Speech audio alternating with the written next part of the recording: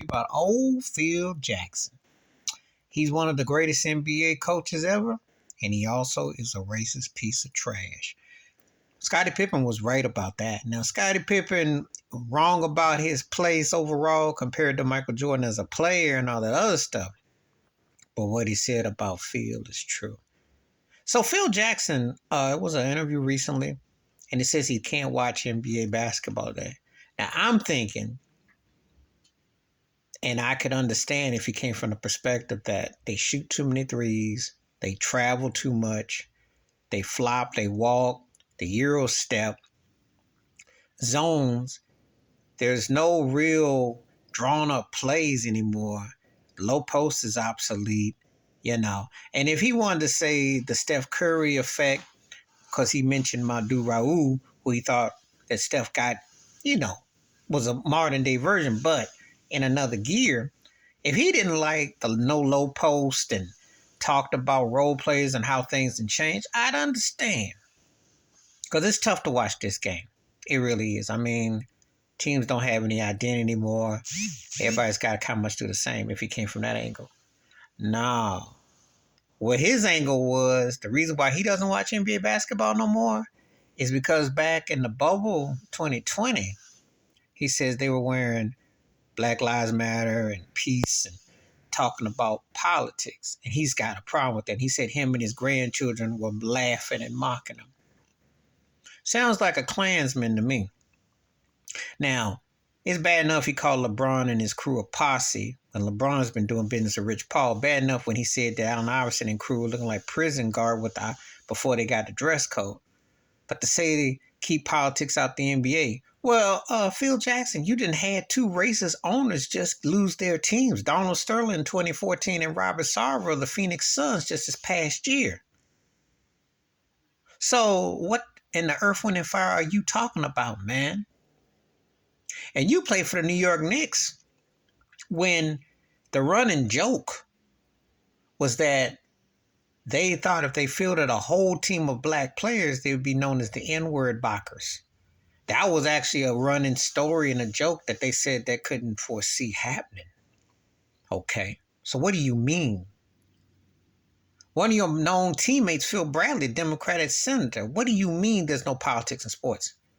And do you not know about Bill Russell? When he was winning all those championships in racist but Boston, and how some Klansmen broke into his house and defecated in his bedroom. You telling me there's no room for politics in sports? You tell me it ain't political with all these white owners, white general managers, hardly any black head coaches? It's a field, it's plantation. You telling me that? You tell Pat Riley that there was no politics when Western Kentucky and that whole thing in the 60s. You tell me that.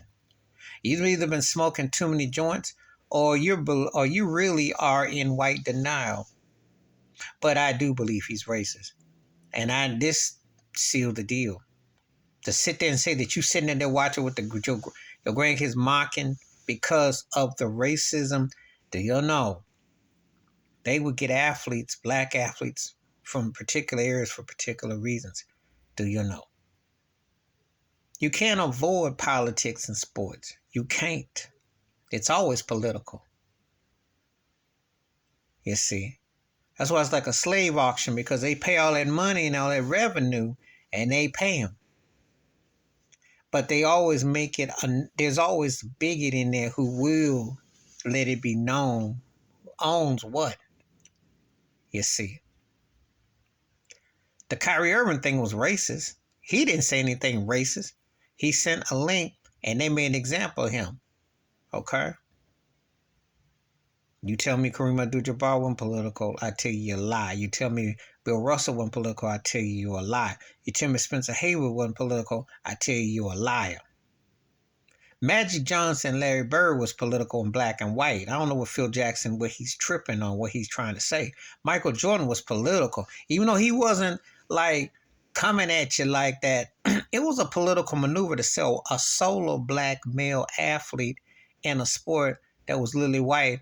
And then when they had Magic and Bird, they had the buddy cop. But that was the first time a black superstar took over And I'm not talking about Dr. J and Converse because he was ABA more than he was NBA. But I'm talking about a black superstar was the face of the league. They said a black man couldn't do that. So I don't know what Phil Jackson, what he been snorting and smoking, but he need to go find somewhere stay. His Montana said his race is behind down. By the time to interview him, the more he talk, the more Klans he sounds. More like a Klansman. Please hit like, subscribe, welcome thoughts and comments, and I do respond. Thank you. Wash your hands, keep your mind clear, watch out for another. Share the video if you want to. And Scottie Pippen was 100 about Phil Jackson. He might be one of the greatest coaches ever, but he's also a bigot. I'm out.